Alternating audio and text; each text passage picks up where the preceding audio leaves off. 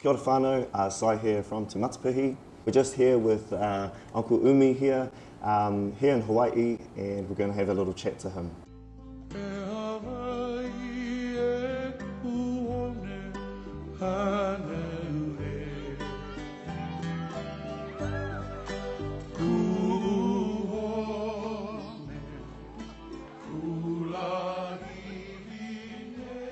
Uncle Umi, we are here from Te Matapihi, which is the national peak body for Māori housing. Our kaupapa for why we have come here is to connect with other Indigenous cultures here. And we've recently been at a conference and we've been able to do that. We've been able to connect, to exchange knowledge, and to develop ideas and how we can get intergenerational impact and how we can help our people with their housing. So since we're here in Hawaii, we'd like to know your thoughts on that and maybe share some experiences and knowledge about your culture. Yeah, I'm pretty much a layman when it comes to activities and discussions of that nature. However, being native, you also have to understand that housing is a very, very big problem here, as I'm sure it is in Aotearoa. The Hawaiians' land is their base, is their substance, and it was actually taken away. And today, very few Hawaiians own land, which is a pity. So housing is a very big issue, and the affordable housing, so-called affordable, is not really affordable. And it is really geared for non-Hawaiians that can afford it. And the Hawaiian Homes Act that was created many years ago helped us somewhat, but I think it was designed more to vanish soon with the stipulations that they had in it. For 99 years, a Hawaiian, if you got on selected off of the list, could get an acre or so for $1 a year as rent or lease. And after the 99 years, it's up and it goes to someone else, hopefully someone in your own family.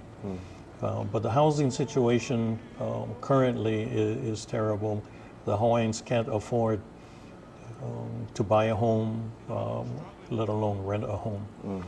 So you see a lot of the Hawaiians have moved out, going into the west coast of the continent, going to other parts of Alaska, going into Canada, and different locations. And once they go, it's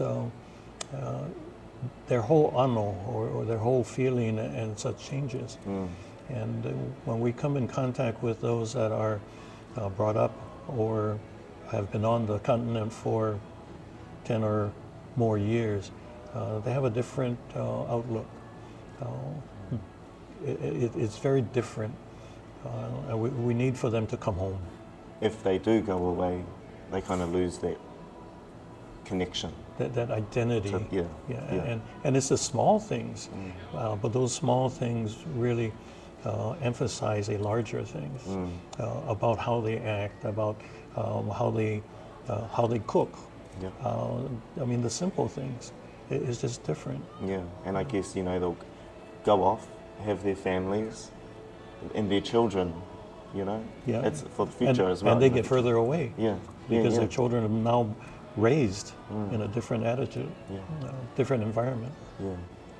Tell me what this land means to you. Oh.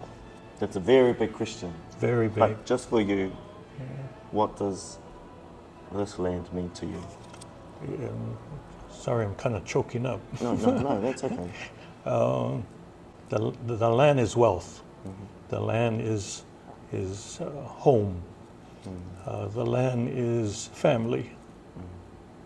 The land is everything. And unfortunately, we don't have much of that land.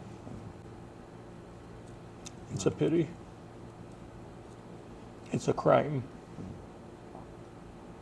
We need to get the land back. We need to create the housing we need to create kauhale in every ahupua'a, so that people can gather together and have a hale mua, and have a cooking house, have a canoe house. Not necessarily to build a canoe, not necessarily to cook for your own family, but it's a place where you can gather. The halimua would be a place for the kane to gather.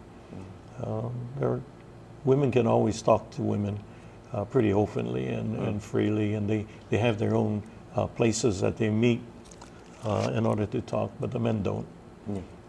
So you need to create that special house that's called a kauhale. A halimua. Within the kauhale. Kauhale is a village, if you wish, for lack of a better term, that has separate homes, dwellings, and each one has a function. The cooking house, the sleeping house, the men's house, the women's house, a activity house where the canoe house would be.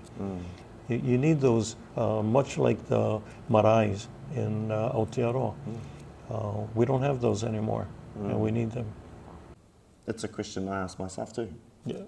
Before back home, you know, what does this land mean to you?